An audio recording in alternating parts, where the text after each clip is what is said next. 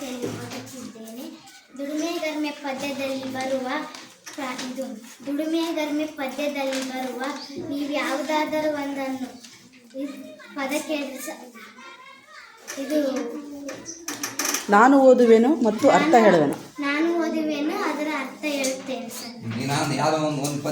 ಒಂದು ನುಡಿ ಇಲ್ಲ ಸರ್, ಒಂದು ನುಡಿ ಕೇಳಿ. ಕಡಲಲ್ಲಿ ಬಲೆಯನ್ನು ಬೀಸುತ್ತ ಮೀನನ್ನು ಸಡಗರದಿಂದಲೇ ಹಿಡಿಯುವೆನು. ಸಂತೆಗೆ ಸಾಗಿಸಿ ಮಾರಲು ಕುಳಿತಾರೆ, ಸಂಜೆಗೆ ಹಣವನ್ನು ಎಣಿಸುವೆನು.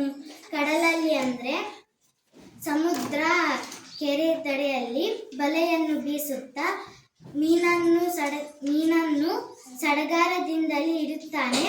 ಸಂತೆಗೆ ಸಾಗಿಸಿ ಮಾರಲು ಕುಳಿತಾರೆ, ಸಂಜೆಗೆ ಹಣವನ್ನು ಎಣಿಸುತ್ತಾನೆ.